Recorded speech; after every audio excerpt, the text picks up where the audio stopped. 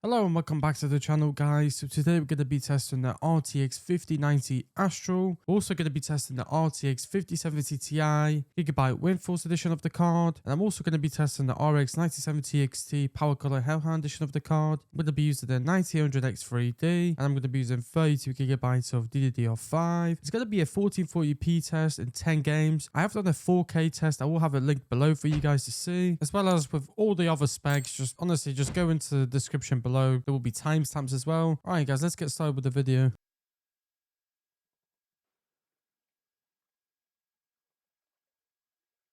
Alright guys, so for the first game we're going to have Last of Us Part 2 Remastered. We're now at 4040p, very high settings with TAA, and of course we're seeing the 5090 again over 200 FPS, which is absolutely insane. And we're seeing that the 5070 Ti is slightly faster than the 9070 XT by around maybe 10 FPS. The 5070 Ti has better efficiency. It's pulling literally like 70 watts less than the 9070 XT, and it's getting more FPS as well. And of course the 5090 is getting pulling over 450 watts. Also notice that the 5090 is getting CPU limited. It's literally like around 80%, 85% usage. So meaning we can literally get even more FPS with the 5090, but there's literally not a CPU that he can even put in right now to even fully use it in 4040p. This is why if you are planning to buy a 5090, I wouldn't recommend playing in 4040p, because most of the time you're not even going to fully utilize the GPU because it's just such a strong GPU. But yeah, all cards are having really good 1% lows, and it's just a really smooth experience. Of course, you can also enable DLSS on quality and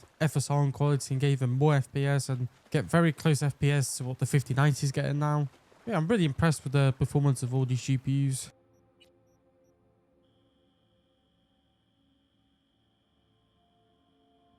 Alright guys, next up we have CYBERPUNK 2077 running at 1440p ultra settings, and I do have screen space reflection quality off. That does use quite a lot of FPS. You probably will get around 20 FPS less, and also I am in a Dogtown area which does use quite a lot of FPS as well. So if you're outside of Dogtown, you're probably going to get 20-30 FPS more. But we are seeing that the 5090 is getting so CPU limited with these settings. It's literally on 67% GPU usage. They all basically have the same FPS. I mean, the 5090 still has a bit more FPS, but it's basically again so CPU limited. It's absolutely insane with these settings. Of course, you know, you can enable ray tracing, all of that. You know, load the GPU a bit more, and it will just equal itself out a little bit. But in this test, I was just not using any ray tracing or anything like that. And the 1% lows are pretty bad as well. I've noticed in this game they do go quite low for some reason, but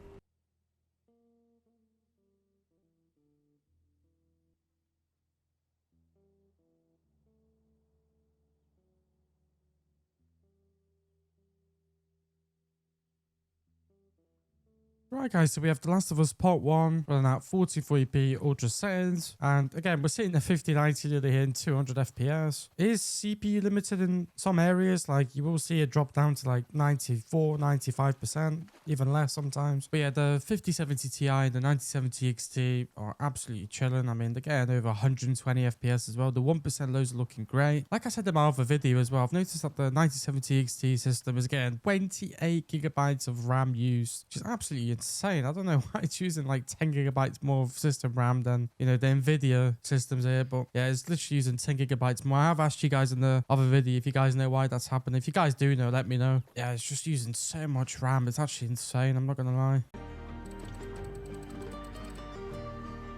Alright guys, so we have FORZA Ryzen 5 running at 4040p, extreme settings with TAA, and we're seeing all the cards are doing a fantastic job all of the cards are getting over 120 FPS. I have noticed though that the 9070 XT is probably doing the best job in this game, because it literally is getting really close to the 5090's performance, which is actually insane because the 5090 literally costs so much money. And I think the 5070 Ti is doing a decent job as well, considering it's literally using like 80 watts less as well than the 9070 XT. So yeah, it's doing a pretty good job. Of course, the 1% lows as well look pretty bad on the 5090 guys, but trust me, all the cards, if I played long enough, they will all get really bad 1% lows. This game does stutter quite a lot. I do play this game a lot, so I know it does stutter quite a bit sometimes. So, and I played them on every single card here, and I know it does happen. So yeah, I wouldn't look at that too much as well. I'm still really surprised how the 9070 XT is getting so much more FPS than the 5070 Ti, because I do have ray tracing on, so I would think the 5070 Ti would be doing a better job, but it's clearly not, sadly. I don't know how that's even happening, but it's not doing a better job, surprisingly.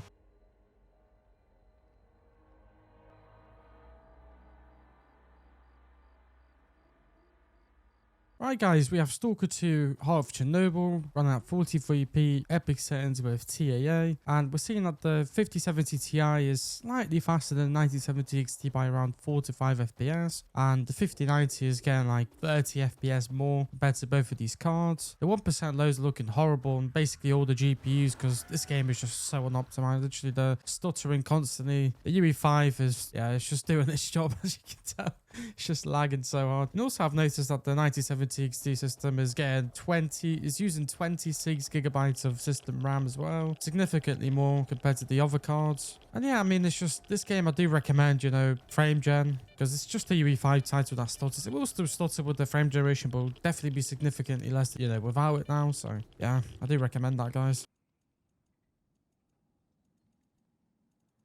Alright guys, so we have God of War Ragnarok running at 43p ultra settings with TAA on native, and we're seeing that the 5070 Ti and the 9070 XT get around the same FPS, and if the 5090 is getting over 240 FPS, which is absolutely insane, and it's still getting CPU limited because it's on 90% usage at the moment, and the 1% lows look absolutely fantastic in all the cards as well. This game is just so well optimized. I say it in every video, but it's just such a pleasure to test this game, because it's one of the games where it looks beautiful, it runs really well, and it just doesn't have any performance issues like some games do now. So yeah, if you guys hate frame generation and all that, this is the game to play, because you don't need it in this game. You absolutely don't need it. Most cards can run this game really well, runs really smooth, and it looks stunning, guys. If you have an OLED monitor, or even, you know, a nice 40p monitor, you're gonna love this game. It looks so good. It really does, and it runs really well, as you can see here. So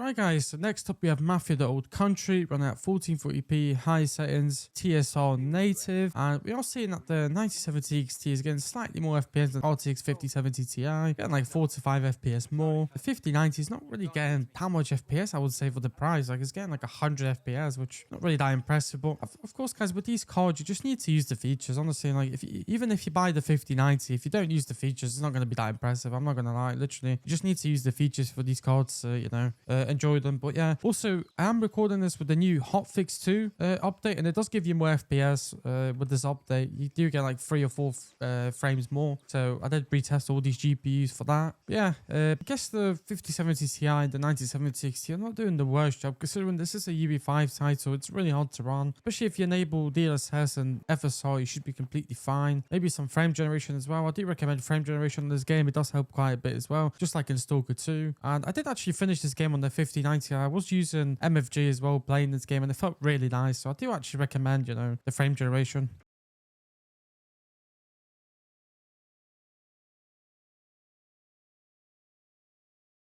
And we have Red Dead Redemption 2 running at 43p ultra settings, TA on high, and we're seeing the 9070 XT and the 5070 Ti getting around the same FPS. The 5090 is getting like 160 FPS, which is like 50-60 FPS more than these two cards. It is of course pulling 200 watts more as well, and the 1% lows seem to be quite decent on all the cards as well, I have to say. And yeah, it's just the old game, guys. It's really nothing to say. They should be running really well. You know, the game is really old, so if I saw anything less than we're getting over here, I would be not impressed really. So I'm, yeah, getting like 120 FPS is not bad at all. Of course, some areas are going to be more intense than others, so you definitely are going to drop down to like probably 100 FPS or something like that, but it shouldn't be a big deal anyway. I am playing with literally max settings, so if you guys adjust the settings a little bit, maybe turn some settings down, you probably are going to get more FPS as well. Like, I literally have some unnecessary settings that you definitely don't need to have on, and that eat a lot of FPS, especially next to the water as well.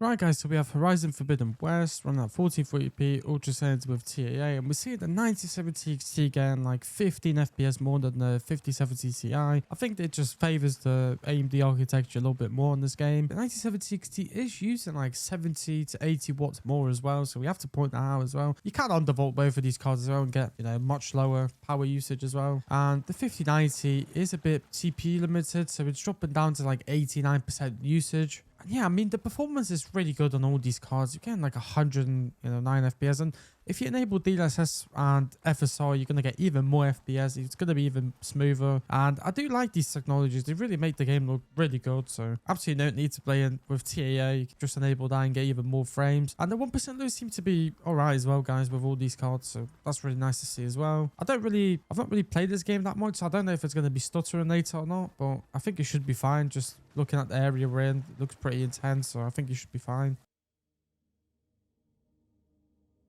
And lastly, we have Silent Hill 2 running at 1440p with a high preset, and we're seeing the 5070 Ti getting 25 FPS more than the 9070 XT. It also is pulling like 50-60 watts less than the 9070 XT, and the 5090 is getting 150 FPS. It's basically double of the 9070 XT, and this is more like an Nvidia sponsored title, so I'm not really surprised seeing the Nvidia cards significantly better than 9070 XT. I mean, the 0-1% those are looking horrible on all the GPUs. It is a UE5 title. I do recommend frame generation in this game as well. I have played it with a 4090 over a year ago, and I did use frame generation because it just smooths out the game a lot more and there's less stuttering going on, so I do recommend that. Yeah, it's just a really intense title to play, guys, so yeah, just enable all the features you can just to get a smooth and decent experience in this game, especially if you are planning to play in 4K, because 4K is even more intense than this. So right, guys, so we're at the end of the video. We saw that the 5070 Ti and the 9070 XT are literally basically the same. It does depend on the title. You know, one game favors more Nvidia, one game favors more AMD. Really does depend. I think if you are going to buy any of these cards, I think I would say like the 5070 Ti, if it is cheaper than the 9070 XT, I would get it just because it has the MFG,